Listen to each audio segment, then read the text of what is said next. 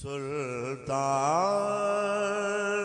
کربلا کو ہمارا سلام ہو، سلطان کربلا کو ہمارا سلام ہو، جانان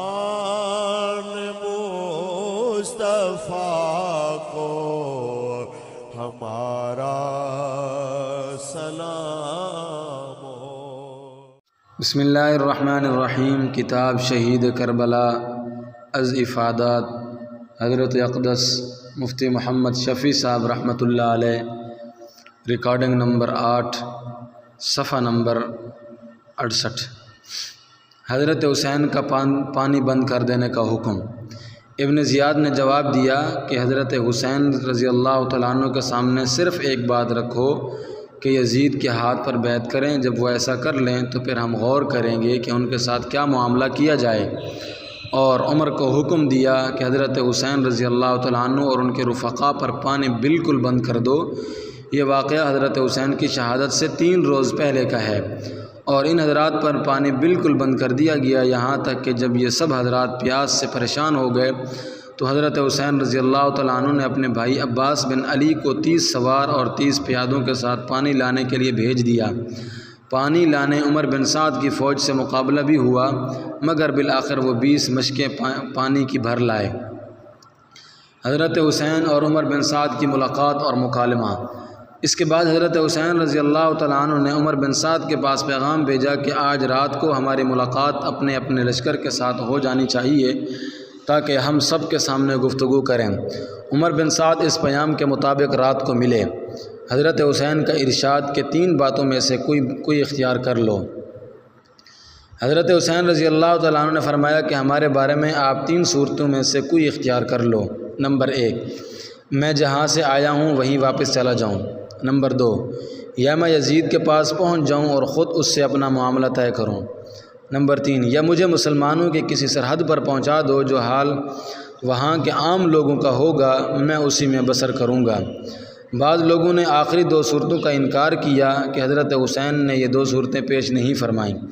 عمر بن سعد نے حضرت حسین رضی اللہ تعالیٰ عنہ کی تقریر سن کر پھر ابن زیاد کو خط لکھا کہ اللہ تعالیٰ نے جنگ کی آگ بجھا دی اور مسلمانوں کا کلمہ متفق کر دیا۔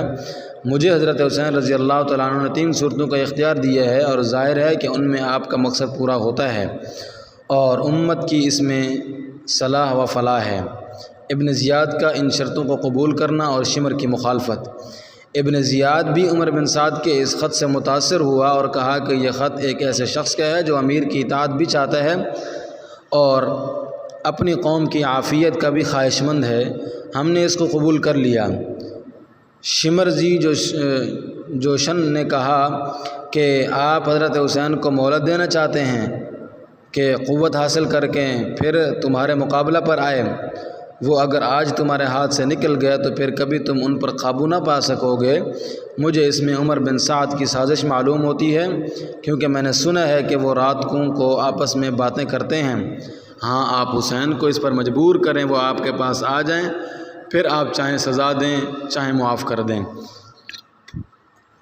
ابن زیاد نے شمر کی رائے قبول کر کے عمر بن سعد کو اسی مضمون کا خط اور خود شمر ذیل جوشن ہی کے ہاتھ عمر بن سعد کے پاس بھیجا، اور یہ ہدایت کر دی کہ اگر عمر بن سعد اس حکم کی تعمیل فوراً نہ کرے تو اس کو قتل کر دیا جائے اور اس کی جگہ تم خود لشکر کے امیر ہو۔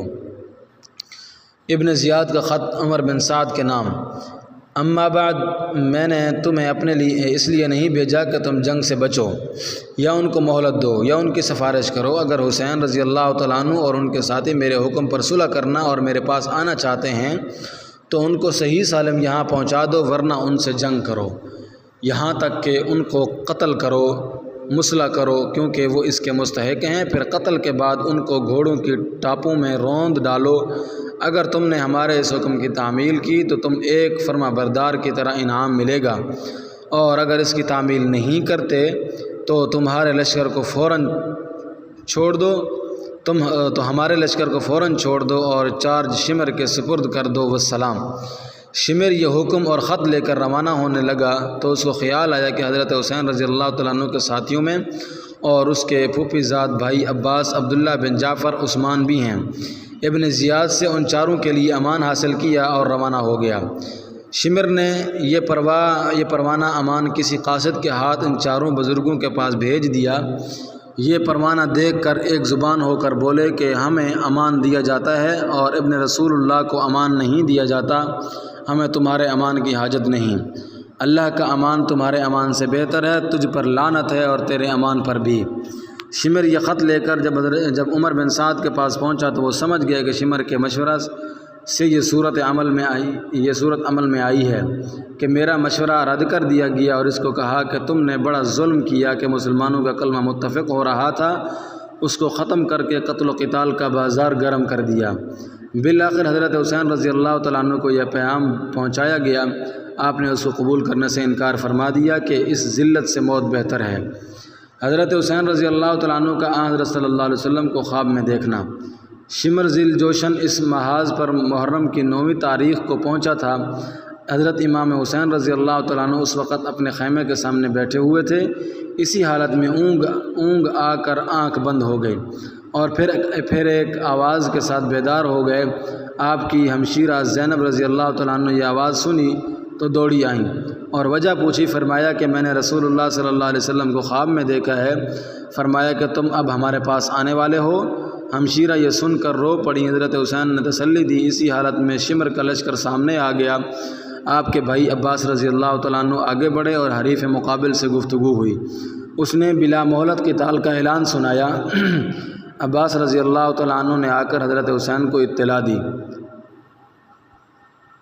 حضرت حسین نے ایک رات عبادت گزاری کے لیے مہلت مانگی۔ حضرت حسین نے فرمایا کہ ان سے کہو آج کی رات قتال ملتوی کر دو تاکہ میں آج کی رات میں وصیت اور نماز و دعا اور استغفار کر سکوں۔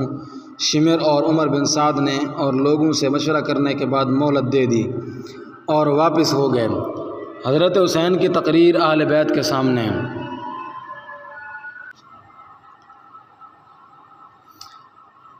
حضرت حسین رضی اللہ تعالیٰ عنہ نے اپنے اہل بیت اور اصحاب کو جمع کر کے خطبہ دیا، جس میں فرمایا میں اللہ تعالیٰ کا شکر ادا کرتا ہوں اور راحت میں بھی اور مصیبت میں بھی یا اللہ میں آپ کا شکر ادا کرتا ہوں کہ آپ نے ہمیں شرافت نبوت سے نوازا اور ہمیں کان اور آنکھ دل دیے جن سے ہم آپ کی آیات سمجھیں، اور ہمیں آپ نے قرآن سکھایا اور دین کی سمجھ عطا فرمائی۔ ہمیں آپ نے اپنے شکر گزار بندوں میں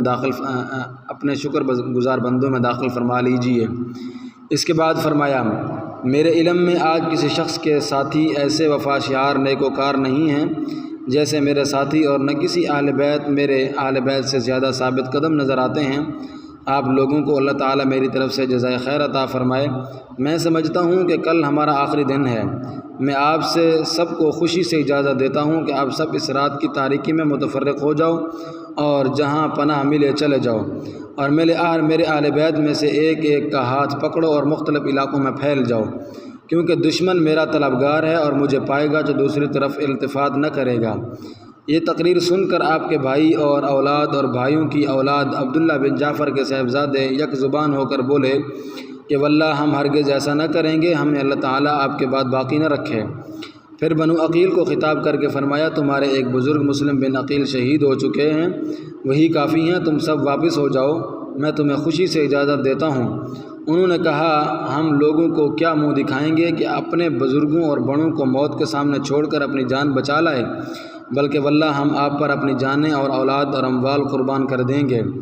مسلم بن عوسجہ نے اسی طرح ایک خوش جوشیلی تقریر کی کہ جب تک میرے دم میں دم ہے میں آپ کے سامنے قتال کرتا ہوا جان دے دوں گا۔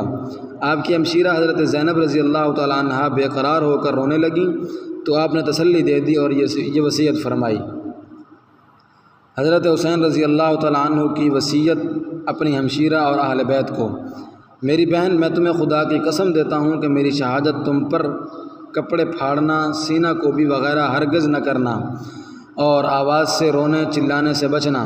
یہ وصیت فرما کر باہر آ گئے اور اپنے اصحاب کو جمع کر کے تمام شب تہجد و دعا اور استغفار میں مشغول رہے۔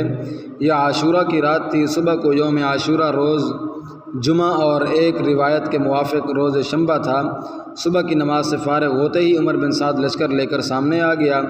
حضرت حسین رضی اللہ تعالیٰ عنہ کے ساتھ اس وقت کل 72 اصحاب تھے، 32 سوار اور 40 پیادہ۔ آپ نے بھی مقابلہ کے لیے اپنے اصحاب کی صف بندی فرمائی، عمر بن یزید حضرت حسین کے ساتھ۔ عمر بن سعد نے اپنے لشکر کو 4 صفوں پر تقسیم کر کے ہر ایک کا حصہ ایک امیر بنایا تھا، اور ان میں سے ایک حصہ کا امیر عمر بن یزید تھا، جو سب سے پہلے 1000 کا لشکر لے کر مقابلہ کے لیے پہنچ گیا تھا اور حضرت حسین رضی اللہ تعالیٰ عنہ کے ساتھ ساتھ چل رہا تھا۔ اس کے دل میں اہل بیت اطہار کی محبت کا جذبہ بیدار ہو چکا تھا۔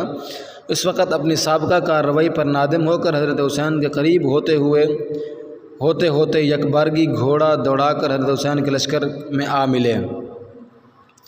حاشیہ: افسوس ہے کہ آج حضرت حسین رضی اللہ تعالیٰ عنہ سے محبت کا دعویٰ کرنے والے ہی آپ کی اس آخری وصیت کی نہ صرف مخالفت کرتے ہیں بلکہ اس کو دینی شعار سمجھ کر ادا کرتے ہیں۔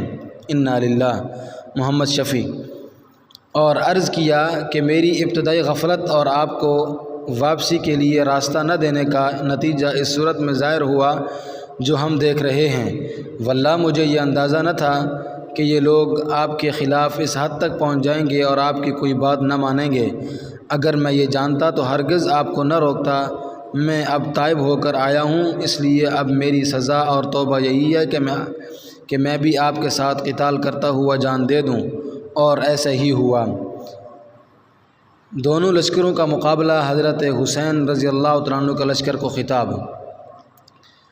حضرت حسین رضی اللہ تعالیٰ عنہ گھوڑے پر سوار ہوئے اور آگے بڑھ کر آواز بلند فرمایا: ایھا الناس اسمعوا قولی ولا تعجلونی حتی اعزمہم بما یجب لکم علی وحتی اعتذر الیکم مقدمی علیکم فإن قبلتم عذری وصدقتم قولی وانصفتمونی کنتم بذلک اسعد لکم لم یکن لکم علی سبیل وإن لم تقبلوا منی العذر فاجمعوا امرکم وشرکاءکم ثم لا یکن امرکم علیکم غمة ثم قضوا الی ولا تنظرون ان ولی اللہ الذی نزل الکتاب وهو یتولی الصالحین۔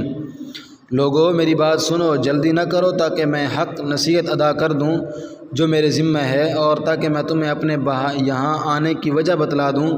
پھر اگر تم میرا عذر قبول کرو اور میری بات کو سچا جانو اور میرے ساتھ انصاف کرو تو میں تمہارے فلاح اور سعادت ہے، اور پھر تمہارے لیے میرے قتال کا کوئی راستہ نہیں۔ اگر تم میرا عذر قبول نہ کرو تو تم سب مل کر مقرر کرو کہ اپنا کام اور جمع کر لو اپنے شریکوں کو، پھر نہ تم کو اپنے کام میں شبہ، پھر کر گزرو میرے ساتھ اور مجھ کو مہلت نہ دو۔ یہ الفاظ ہیں جو نوح علیہ السلام نے اپنے قوم کو کہے تھے۔ واللہ اعلم بالصواب۔